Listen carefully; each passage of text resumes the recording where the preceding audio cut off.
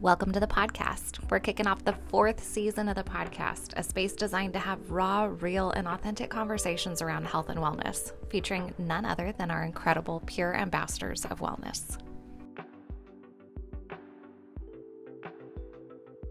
Hey Bulldogs, welcome back to the podcast. My name is Melissa Norris. I'm a health educator over at the Student Health and Counseling Center, and as always, I have our amazing pure ambassadors of wellness here with me today. Hello, my name is Bethany Olvera. Hello, my name is Jocelyn Velazquez. My name is Sison. And we are talking about passion and purpose today, but really at the end of the day, I think that word can be a little intimidating. So at the end of the day, what we're really talking about is what motivates you, what gets you up in the morning, what keeps you moving. And I think that looks different for every single person and it changes over time. So let's start out with that question. What motivates you to get up in the morning and keep moving? So for me, kind of alluding to what you said about how it changes over time, mine has changed from more so the tangible of like money or, fame or whatever the case may be growing up. Now it's more so the intangible to more so like just upward mobility in a career that I choose, just making a lasting impact. And, it's not, about how much money I have. It's about, the overall success that I have in the field that I choose. So that's mainly what internally motivates me to, get up in the morning, just to add to that, to build on that, to get better at what I choose to do. So that's what motivates me. What about you guys? What motivates me to get up in the morning is knowing that I'm going to be the first in my family to get my bachelor's degree. And I'm really excited because not only am I being the first one, but I want to be that role model for my future kids, my family. And not only that, but when I do graduate, I want to bless my family and get them their dream house. So that's what motivates me every morning. I love it. How about you, Jocelyn? Yeah, I can also relate to Bethany as being a first going to college. It's a little bit scary at first, where you don't really know much, but once you get those first steps, you just learn so much. And I think that's what motivates me, just learning, getting to know people, making those connections, and enjoying the process, because it's a long process and you have ups and downs, but that's the fun of it. It's not linear. It fluctuates, and so you never know what opportunities you may have the next day. I love that. Enjoying the process, I think, is a huge part of it, because it'd be so easy to get caught up in the where I need to go and what I need to accomplish, but getting to enjoy that process, especially in college. You mentioned a lot of things that are perfect for the college setting of connecting and learning and all of those great things. So I love that outlook on it. Well, we asked some of our followers on Instagram what gets them moving. You all have the answers in front of you here too. I love some of the answers here. I'm trying to think. A few of them stuck out to me. Tuition was one of the ones that kind of made me snicker, but it's true. I paid for tuition. I'm going to make every day worth it. What were some of the other ones that stuck out to you guys that we heard from our followers? Knowing the day will be over before I know it, and if they do anything, they feel this empty void inside, and I can really relate to that. If I'm not doing anything, or if I don't feel productive, it feels a little empty. It feels like maybe I could have done something a little extra, or maybe I could have went to a colloquium or presentation, or maybe just do something, a little study session. So when I don't do anything, I feel a little bit of that guilt inside. I think that's why it's nice to start your day with something. Like if you can do something early on in your day, it's like if I do nothing else today, I've done this. And you can feel really accomplished, I think, in that. For me, I see my future. I feel like that's vague, but at the same time, I kind of understand what that brings to someone's day. And for me, I kind of like to use the illusion of chopping wood. Yeah. If you just take it day by day and you keep chopping, eventually you'll get to whatever the future is. I feel like sometimes that's a moving goalpost. I feel like that's not necessarily we don't know what that finish line looks like, but just knowing that every single day you can add and build to that, I think that's great for you to use that to keep getting up in the morning. Absolutely. One that really caught my attention was, life is too short. We are lucky to be alive, so make the most of your day. I feel like that's very powerful and beautiful to acknowledge, because life, yes, we are running around getting this degree, but at the end of the day, we don't know if tomorrow is promised. So it's beautiful to know and to acknowledge that, to breathe in and just take and appreciate the little things, appreciate every little thing getting us to that goal. So I love that. I love that quote. I love that. I have have to bounce off of the little things because somebody said they're Chihuahua. I just thought that was a perfect, sometimes it's my dog that wakes me up in the morning, so I can understand that one for sure. But again, it's whatever you need to hold on to in that day, right? Sometimes, I think some days what gets me up in the morning is knowing I'm going to go get my chai tea latte at Cup of Joy, and that's going to start my day off on the right foot. Other days it is that bigger picture piece. So I think again, that idea of passion, purpose, that feels heavy, it feels intimidating, I think. So I think when we can break it down to motivation or the things that just drive you to keep moving forward, that certainly helps. So let's talk about, like, how do you find that? How did you guys find your passion? Where or how did you find it? Let's talk a little bit about that. So for me, to find finding my passion was trial and error. Nothing's perfect. I've had that so much trial and error, and what I've learned is that to get back up, because I'm the only person that's counting on, like, every time I've fallen. So I'm like, wait a minute, I need to get back up. And all the little passions, I've read books, I've gotten closer with my religion, and that's really been my focus on finding my passion. So Yeah, building off of what Bethany said, it's important to build on things you enjoy, and it's also good to learn what you don't enjoy. So some things you just don't like, maybe there's that one class or that one activity, and you're just like, no, I don't really like to do that. So maybe you take a step back, you look at what other options you have, and you're like, oh, maybe I really like reading, maybe I really like writing or painting or drawing, and there's like so many opportunities you have to enjoy yourself in that moment. Right, and kind of building on what Bethany and Jocelyn said, it's a mixture of all those things they mentioned. It's trial and error. For me, it's kind of building on certain passions that I like and kind of, inserting myself in certain niches. And on the flip end of that is also trying things that you might not have liked prior. And, sometimes you might find like, oh, I actually like running, or I like, working out, or like we talked about, a lot of the short-term or long-term goals people have are fitness related, and there's so many like different realms or so many different, variations of what you're trying to do. So I guess just like I said, trial and error, and if it doesn't work out, you go on to the next thing and try that, and it could be a mixture of all those 5 or 6 things that you tried. So I always tell people, I think you learn just as much from the things you don't like or the experiences that aren't what you hope for out of it. That can be powerful in and of itself. I mean, I use the example of like, okay, you want to be a teacher, but like that's broad. Like, do you want to work with kindergartners? Have you spent a day with kindergartners? If you've not, maybe try that out before you get too far in, because I think you do have to kind of test things out and figure out what actually works for you and what doesn't. Knowing that this is not an area I want to go in can also be a really powerful moment. And again, that acknowledgement that like this is going to change. It will change. It will change many times in your life. There might be roots of it that stay consistent, but there's going to be change along the way. And I guess embracing that a little bit. It kind of goes with that idea of like embracing kind of the day-to-day and enjoying the ride. You also have to embrace the changes with it too. Yeah, definitely. Your identity isn't stagnant. It's not going to be the same tomorrow maybe you're a whole new person. Like you change day by day, little by little, or sometimes you just change a lot from the morning to the afternoon. Isn't that true? That's okay, honestly. Change is okay. And sometimes change could be scary. Like last semester, I would have never thought I'd be here. This semester I've been really focusing on change. And change is okay. Change is healthy. Accept change. So that's what I've been on. We have to remind ourselves of that, because I think change can be really scary, and I think a lot of us stray away from it, but like that's not what I know, so I don't want to do it, or I don't want to try that new thing because it's uncomfortable or kind of frightening. So that's a huge part of this, I think, is being able to embrace that change. So let's talk about once you found your passion, your purpose. You guys, I think, kind of each talked a little bit on what that looks like for you guys.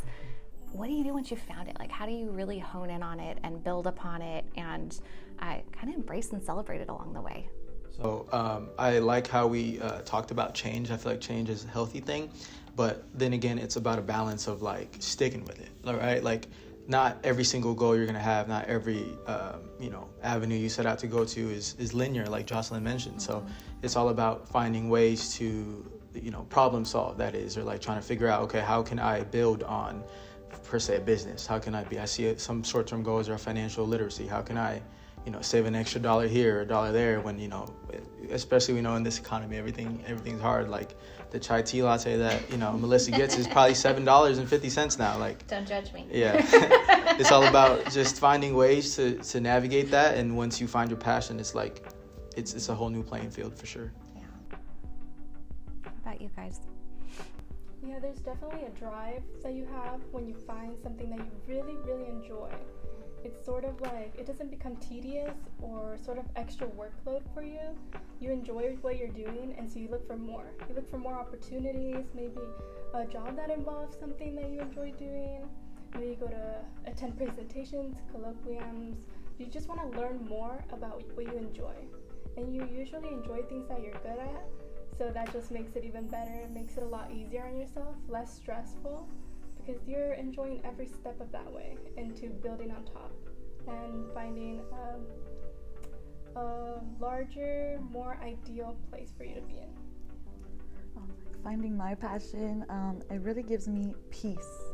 That word peace, waking up in the morning knowing what I'm doing is giving me peace, because I feel like a lot of people don't really have peace when they're running around and doing homework, and they don't have a moment to just stay calm and be like, I'm at peace. So finding my passion really gave me peace and that mindset of everything's gonna be okay. Even though everything's chaotic, I have to be at peace. And once I have that peace, it also gives me joy. Peace and joy.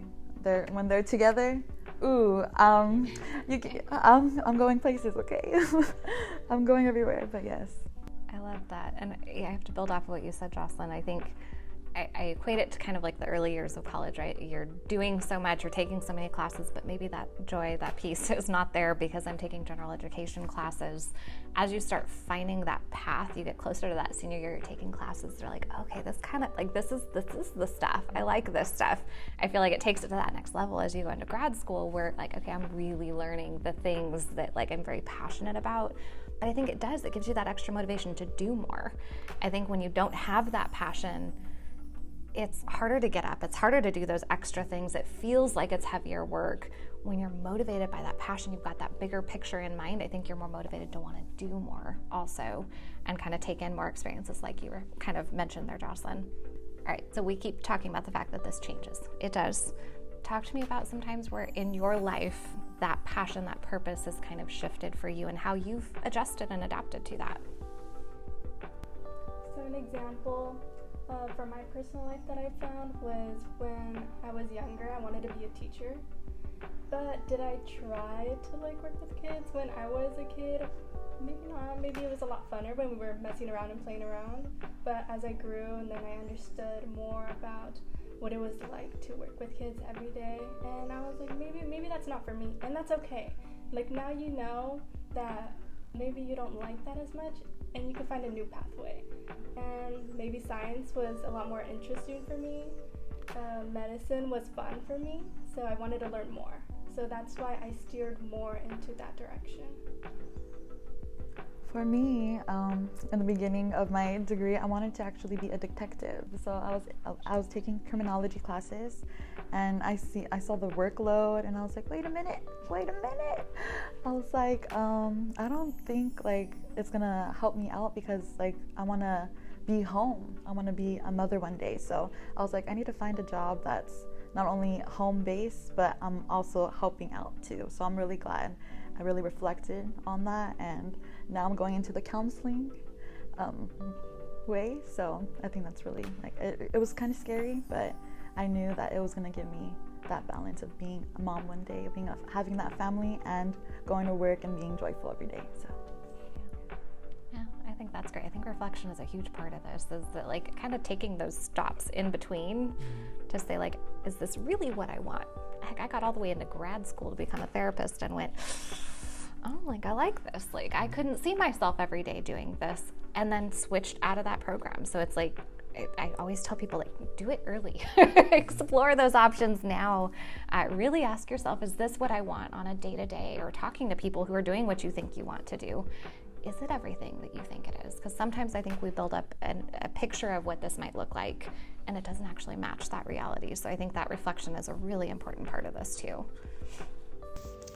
So I feel like in addition to what you guys are saying, it's different for everyone. It's not a one size fits all. For you guys, like, it might have been a U-turn, but for me personally, I feel like my experience with physical therapy was more like a right turn, or like a detour was when I found out I didn't really enjoy like inpatient therapy as much as I did outpatient, because I feel like I valued the personal interaction with people, and that's what I enjoyed about being someone's physical therapist is knowing what else they have going on outside of whatever I'm treating.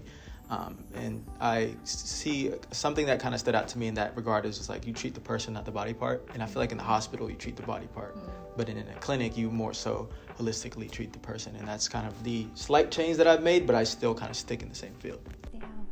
Well, I know we're talking a lot about careers, and that's one part of passion and purpose. It's not all of it, but I think with anything, again, you're not locked in, you're not stuck on any one thing. This might be, I'm 50 years old and decide I want to go back to school and do something entirely different with my life. I want to change my home life, my environment, the things I'm doing, the people I'm serving.